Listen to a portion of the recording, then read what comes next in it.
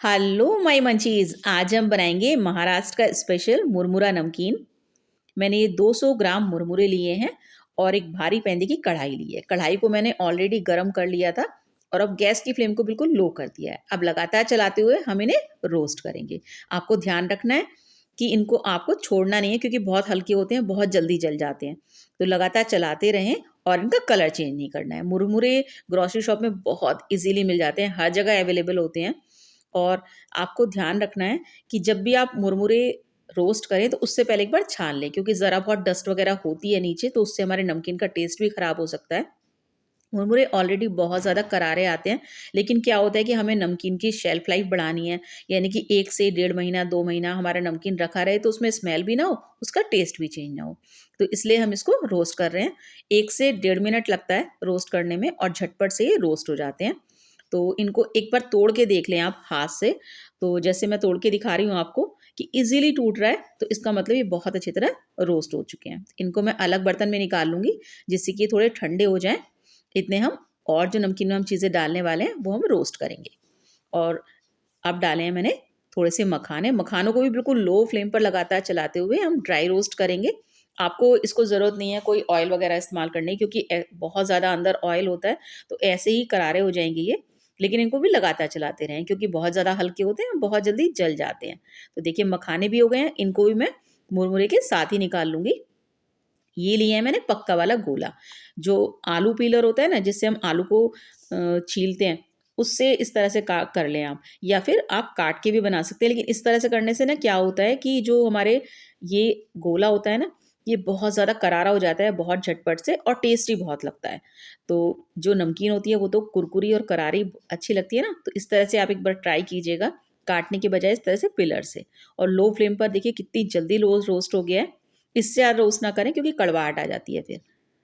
तो एक बार मैं इस कढ़ाई को साफ़ कर लूँगी और अब डालूँगी इसमें थोड़ा-सा ऑयल। 2 सर्विंग स्पून के करीब ऑयल डाला है। मस्टर्ड ऑयल ना डालें।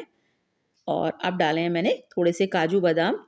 जो भी चीज़ें मैं नमकीन में इस्तेमाल कर रही हूँ, ज़रूरी नहीं है कि आपको ये चीज़ें डालनी है। जो भी चीज़ आपको पसंद ना हो वो आप स्किप कर सकते हैं। हमारे जो नमकीन का टेस्ट है ना, वो ऐसे ही बढ़िया आने वाला है।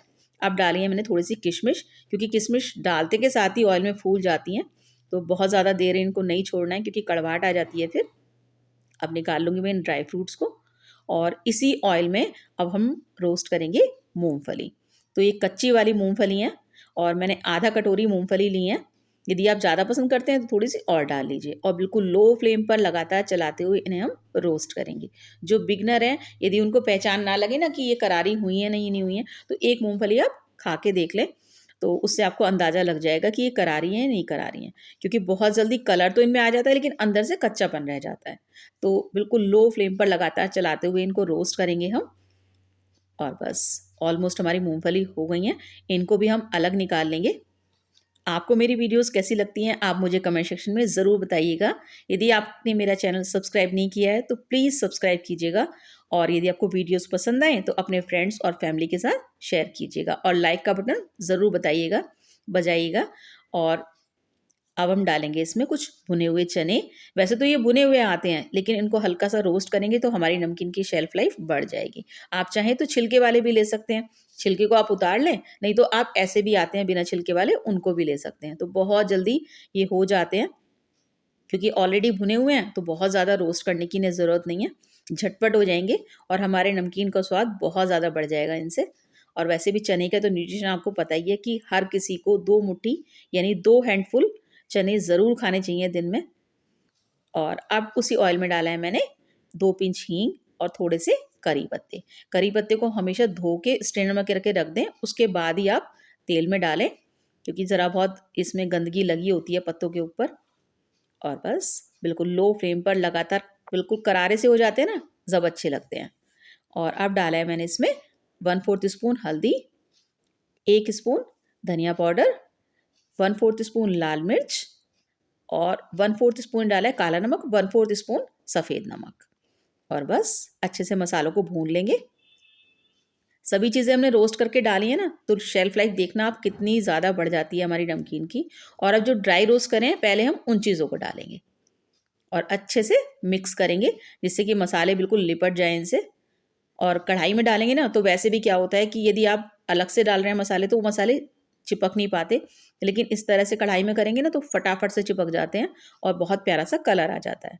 और अब डाल देंगे अपने वो वाले इंग्रेडिएंट जो हमने ऑयल में रोस्ट किए थे और अच्छे से कर देंगे सभी चीज़ों को मिक्स और हमारा नमकीन झटपट हो गया है तैयार। जब ये ठंडा हो जाएगा तभी आपको इसको स्टोर करना है, गरम को बिल्कुल स्टोर ना करें। चलिए नमकीन तैयार है। Thank you.